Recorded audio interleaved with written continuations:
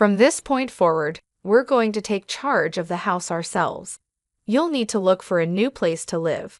My brother and his wife, with my mother's backing, are insisting I leave, viewing me as a hindrance. It's bewildering that they overlook the fact I've been footing the bill for our living expenses. Their lack of appreciation and respect astounds me. In response, I've resolved to take matters into my own hands. My name is Helen, and I'm a 35-year-old woman who moved back in with my parents after college. Venturing out into the world proved more challenging than expected. Initially, I looked for jobs while receiving unemployment benefits. Then, I discovered the world of remote work and carved out a niche for myself as a freelance engineer, leveraging my background in science. Starting with smaller tasks, I managed to earn a modest income, but more importantly, I gathered invaluable experience. Working from home not only suited me financially, but also helped me avoid overwhelming social interactions, boosting my self-esteem. Gradually, I took on bigger projects, and my earnings increased to match those of a typical corporate employee. However, my parents, particularly my mother who holds traditional views, struggled to comprehend my unconventional work arrangement. Despite my efforts to explain, my mother remained skeptical, fearing what she couldn't understand. My father seemed to get it, but my mother couldn't shake her concerns, often questioning the sustainability of my job. She couldn't grasp the concept, no matter how much I tried to reassure her of my professional commitment. She would express concerns about me staying home too long, mistaking my career choice for a mere phase or a consequence of mental health issues, despite it having been over 3 years. Her inability to understand extended to questioning the legitimacy of my online work, even suggesting that it might be something illicit or tied to peculiar beliefs. Despite showing her emails from clients and my income statements, she remained unconvinced, failing to recognize the legitimacy and potential of my career path. This misunderstanding and lack of support within my family have led to a pivotal moment where I must assert my independence and navigate my own way forward. I shared with my mom how I receive consistent payments from my job, trying to assure her of its reliability, but she remained unconvinced, plagued by worries that I might be living off unemployment benefits. The thought of moving out on my own had crossed my mind, yet I hadn't managed to save enough money for such a step. Around the same time, my dad's health took a turn for the worse, requiring nursing care after an early retirement that led to a decrease in our family's income. When I voiced my concerns, he comforted me, saying, "Oh, Helen, I have my pension. We'll manage."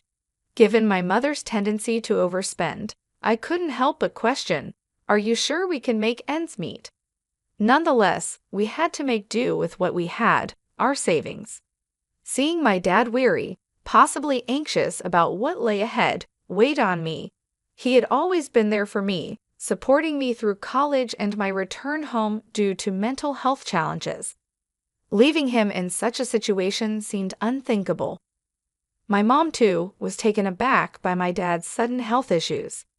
Wanting to give back and support my family, I decided to stay. "Don't worry, Dad. I've got this," I assured him. His surprised response, "Really? But can you really afford to?" pushed me to show him my bank account details, proving my financial stability. "Dad, I didn't realize you were doing so well," he admitted upon seeing my earnings. "Could you help out then?" "Of course," I replied. "You've supported me through so much. It's my turn to support us." This pledge led me to take on the household's financial responsibilities, covering everything from my father's medical expenses to daily living costs.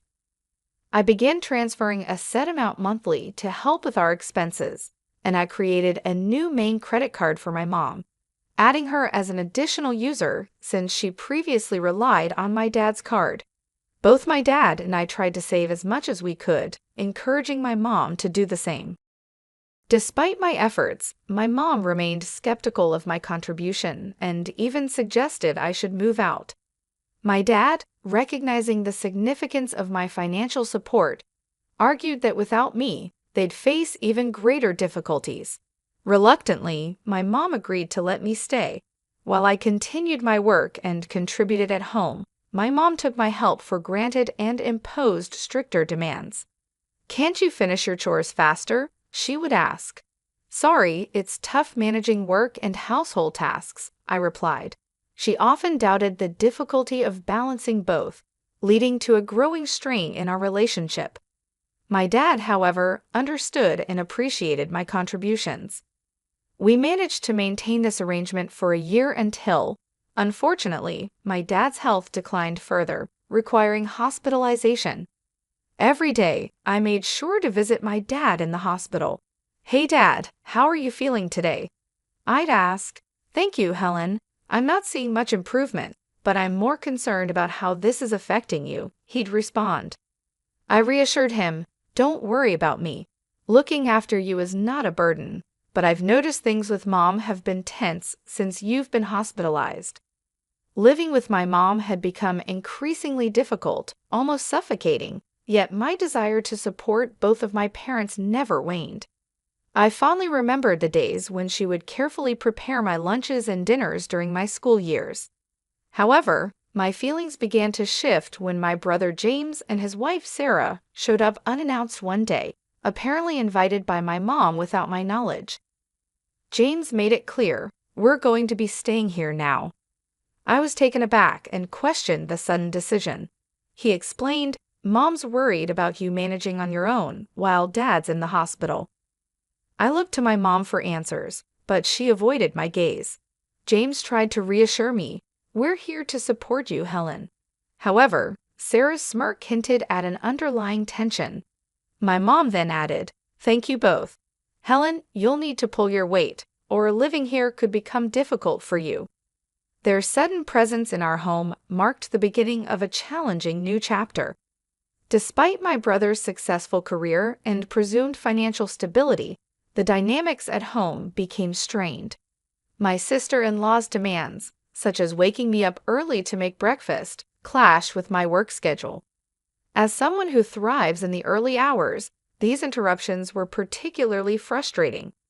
"I'm already working," I protest, but she insisted. "Then hurry up and get breakfast ready. Must I do everything myself?" Our family mornings used to be laid back, with each of us eating whenever and whatever we preferred. I had assumed that, with my mother and sister-in-law at home, preparing breakfast would naturally fall to them. Yet my sister-in-law believed in shared responsibilities, pushing me to contribute. Reluctantly, I helped with breakfast, but my efforts seemed never to satisfy them. I had prepared a thoughtful meal of soft scrambled eggs, a lettuce salad, buttered toast, and a juicy sausage, a perfectly respectable breakfast, I believed. But their expectations were evidently much higher, adding to the growing tension within our household. Feeling a mix of frustration and disbelief, I responded to their complaints about breakfast. "If you don't like it, you don't have to eat it." They were visibly taken aback by my reaction. "What kind of attitude is that? Who do you think you are? It's not right for you not to help out more around the house," they criticized. "But I also have work," I tried to explain, only to be met with skepticism. "Work? Really? What kind of work do you call that? It sounds ridiculous," my brother and his wife rebuked, their words sharp and dismissive. Influenced by my mother, my brother had always had a tendency to belittle me and my efforts. Despite their attitudes, I knew the value of my work time. Without another word, I gathered my belongings, including my laptop, and left the house, ignoring my brother's calls after me. I headed directly to my dad's hospital room. Upon seeing my rushed entrance, he asked, "Helen, what's wrong? You look upset." After I shared what happened, he was taken aback. I had no idea things had gotten that bad at home. "I'm sorry, Helen. Remember, you can choose your own path in life." Feeling somewhat adrift, I reflected on how my mother seemed to prefer James's presence at home. My dad offered comforting words. "You don't have to stay in a place where you feel unwelcome. I want you to be happy. Live your life the way you see fit." His words bolstered my resolve to find a new living situation. Returning home that evening, I walked into a stern atmosphere. My mother, brother, and sister-in-law awaited with serious expressions. "Where have you been all day?" my brother demanded. "I thought you were at work." "I took the day off because of you," he claimed, which surprised me. Taking a day off so abruptly seemed quite irresponsible to me. As the confrontation escalated, my brother and his wife made their stance clear. "Get out," my brother stated. "Why?" I asked, confused. "From now on, the two of us will live here. If you're not willing to fit in, you should leave." "We don't need your help," they insisted, attempting to push me out of my own home. "That's enough, Helen. You don't need to be here, especially now that your father isn't at home," my mother added, siding with them. It seemed they all viewed me more as a nuisance than a contributing member of the family. Did my mother not realize the extent of my financial contributions, even as she indulged in her monthly splurges on luxury items? I wondered how she would manage once her allowance from me stopped. Their disregard for my contributions and their decision to oust me from the house made it clear that it was time for me to carve out my own space, away from the familial tension and misunderstandings. My frustration reached its peak. Despite numerous attempts to explain my situation, my mother, brother, and sister-in-law continued to disregard my contributions. Pushed to my limits, I decided it was time for a strategic move, a sort of wake-up call for them. I discreetly transferred the funds from the bank account tied to my mother's credit card into another account under my control, curious to see her reaction when she found her card declined. Likewise, I reallocated some money from my father's account, which had been essential in supporting our household expenses. From then on, only his medical costs would be taken from this particular account, a detail my mother was not aware of. This shift placed a newfound financial pressure on my brother and his wife, challenging them to shoulder the burden I had hellied for so long. After setting my plan into motion, I packed up my life and announced, "I'm leaving this place."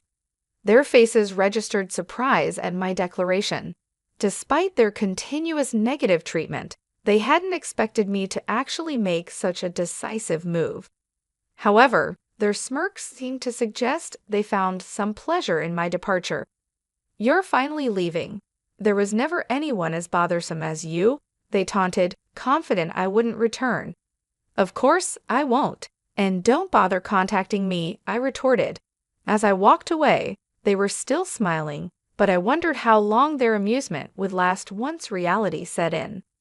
In my new sanctuary, I found peace and the space to fully dedicate myself to my work. Then, unexpectedly, my brother reached out, his voice laced with surprise and a hint of desperation. "I thought I made it clear not to contact me." "What's the matter?" I asked, not hiding my annoyance. "Oh, that? Well, we didn't know." "Why didn't you tell us?" He stumbled over his words. "I tried, remember? But my work and contributions were always dismissed," I reminded him. He tried to shift blame. "Well," Mom said, "and I guess I got confused. That's not really my fault, is it?" "No, it's not. But now you're experiencing the financial strain. Mom's spending habits, coupled with the unpaid bills, it's all on you now. Managing all that was part of how I supported the household. Now that I'm gone, you'll need to figure it out," I explained calmly. The reality of their new financial responsibilities was a stark wake-up call for my brother. Without me to rely on, they were forced to confront the consequences of their actions and attitudes. This move wasn't about revenge. It was about asserting my worth and the value of my contributions, teaching them a lesson in respect and responsibility as I embarked on a path to personal and professional fulfillment. I was taken aback when my brother reached out for financial help. "I need you to transfer some money into my bank account," he pleaded urgently. I couldn't help but express my disbelief. "Are you serious? You work for a large company. Shouldn't that be enough?" That's when he dropped the bombshell. "Actually, I was let go from the job because of a major mistake I made." This revelation left me speechless. It seemed my brother had returned to our parents' home, under the assumption that it was financially secure, partly due to my father's retirement pension. I had long wanted to make it clear to him the critical role I played in keeping our family afloat financially. The thought of his surprise upon realizing that it was actually me who had been managing the household's finances, assuming they were stable, was ironically amusing. This surprise would soon extend to his wife and our mother as well. Soon after, my brother's wife joined the plea, "We really need your help. Our savings are running out." My mother chimed in with, "Your father is upset and won't be contributing to the household finances anymore. We're in a bind." But I had reached my limit. "I've supported you all more than enough. You're all capable of working, so it's time to support yourselves. I'll be cheering you on from afar," I responded, a mix of determination and resignation in my voice.